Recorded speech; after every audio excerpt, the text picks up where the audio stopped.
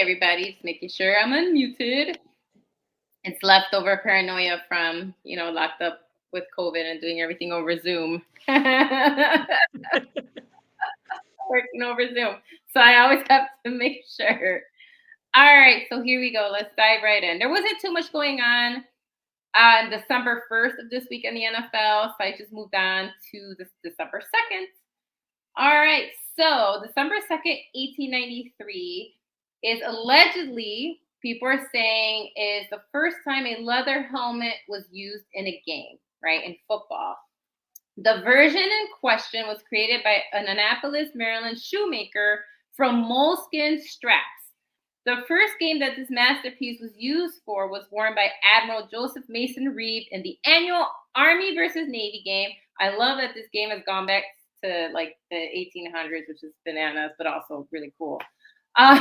The Smithsonian Magazine says that he, and this is the player, Joseph Mason Reed, had apparently been kicked and hit in the head so many times. Remember, it's 1893. His doctor told him that another heart impact could lead to him being instantly brain dead. And this is 1893. So if a doctor in 1893 is telling you, like, dude, you got hit in the head too many times, right? Like, I would take them seriously. So, but he wanted to play in the big game. So he went to his shoemaker and had his shoemaker make him a leather helmet made from moleskin with ear flaps, also that he can play football in the annual Army versus Navy game. So there you have it. That's when they're saying the first leather helmet was worn and why. December 2nd, 1951, Griffith Stadium in Washington, D.C., the Philly Eagles set an NFL record of rushing for 25 first downs as they powered their way to a 35-21 win. I don't want to say which team it was. It should be obvious if they played in Griffith Stadium in Washington, D.C. Also on December 2nd, 1951, the Green Bay Packers, they had their that's the very first time that the Packers retired in their history at that time, their franchise, they retired a jersey number. The jersey that was retired was number 14, which was worn by wide receiver Don Hudson. I'm sure Green Bay fans out there can tell me a lot about Don Hudson, but that is the first jersey that they retired. It was his. All right, December 2nd, 1984, Mr. Dan Marino broke the NFL single-season touchdown pass record when he threw his 37th scoring strike. Dan the Man finished the 1984 season with a record 48 touchdown passes thrown. Also, December 2nd, 1985, so a year later, what people consider the Orange Bowl in Miami, Chicago Bears head coach Mike Ditka and their defensive coordinator Buddy Ryan almost came to blows during halftime in their locker room because this is the game that the Bears only lost during that Super Bowl run was to Miami. And Ditka and the defensive coordinator Buddy Ryan basically almost got in a fight. Apparently, they were known for being basically hating each other. This was again before my time. This was 85. I just know the stories. They actually hated each other, which I think is interesting since they managed to take this team to the Super Bowl, even though they couldn't stand each other. So, and so that's what happened on December 2nd, 1985. They almost got in a fisticuffs fight in the locker room during halftime when the Bears suffered their only loss of the season, 38-24 against Miami Dolphins. All right, moving on to December 3rd.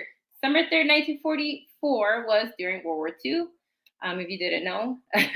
Wartime left the NFL player inventory extremely sparse because everybody was basically going overseas, right, to fight in World War II. And so they tried to do a lot of different things to try to survive the NFL, that is. So in 1944, the Pittsburgh Steelers and the Chicago Cardinals chose to try a temporary merger of the two NFL teams with an agreement that it will dissolve at the end of that season. They are forever remembered as the Card Pits. Once World War II ends before 1945 season, so both teams were able to resume normal operations, which I thought was really interesting because it's not the first time. The Steelers did this again. Actually, I'll talk about that a little later. in your next stat, because they actually did that twice. So they did it first with the Chicago Cardinals. They also did that with Philly. Yeah, exactly.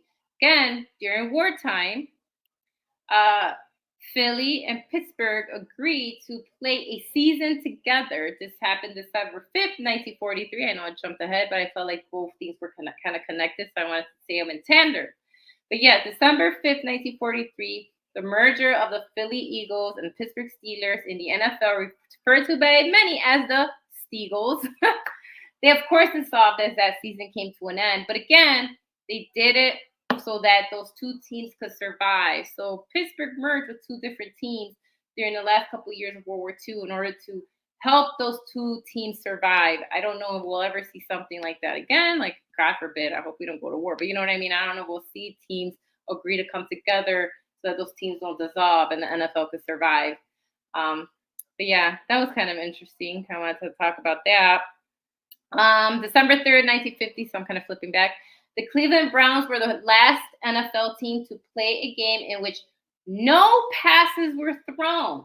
Okay, I've talked about a few of these, but this is the last time that actually happened. So again, December 3rd, 1950, the Cleveland Browns were the last NFL team to play a game in which they did not throw a single pass. If you want to read more about this, the Inquirer apparently has a really good article.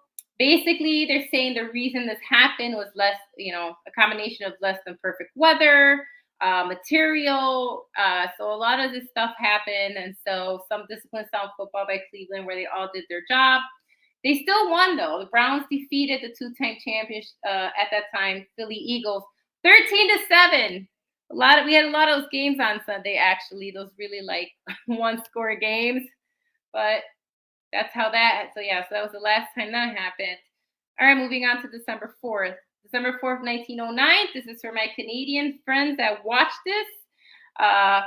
This is the first ever Grey Cup. So December 4th, 1909, in Rosedale Field, Toronto, the first ever Grey Cup game took place between the University of Toronto Blues, who beat the Toronto Parkdale Canoe Club 26-6.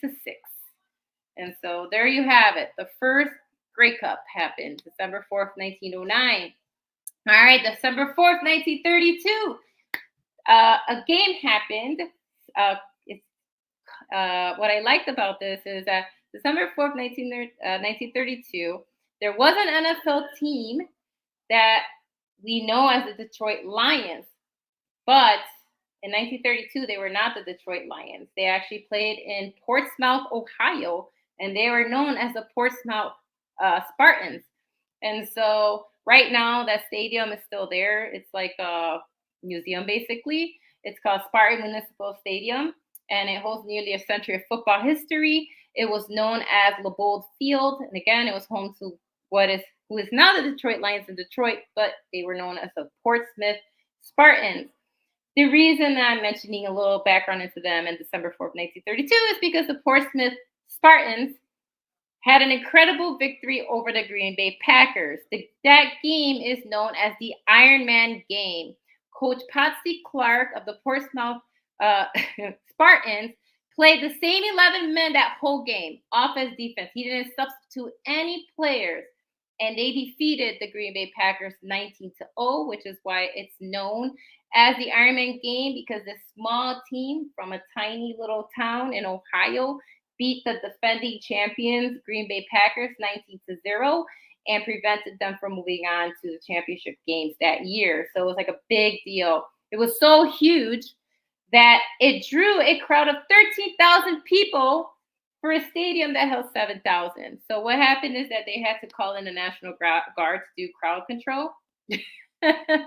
And so that's the Iron Man game of December 4th, 1932, between the Portsmouth, Ohio Spartans, which are now the Detroit Lions. So, yeah, long-standing rivalry there. But that's kind of what happened. So, again, just some like quick little tidbits there. And then December 5th, 1974, I'm sorry, Tina, but this is when the Seattle Seahawks franchise was officially announced.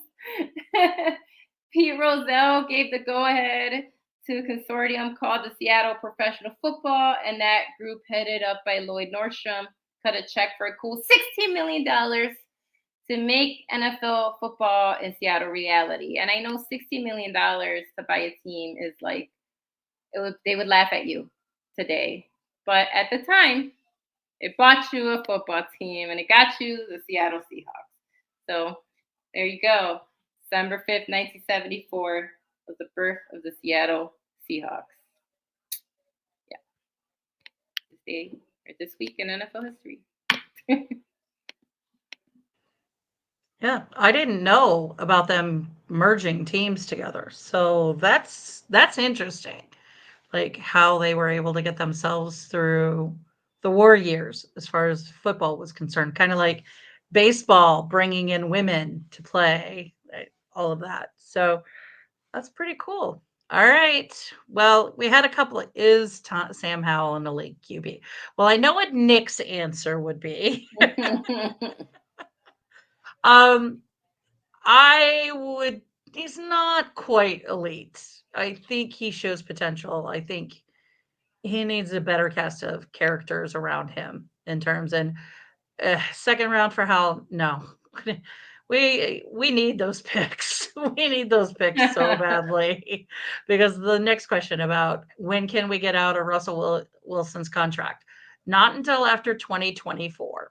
So 20 the after the 2024 season is when we could possibly that's when his incentives and everything on his extension go down. So, and even then, we'd still take a hit on the cap. So, as much as some people in my fan base would like for him to be traded or to just move on, it's not going to happen.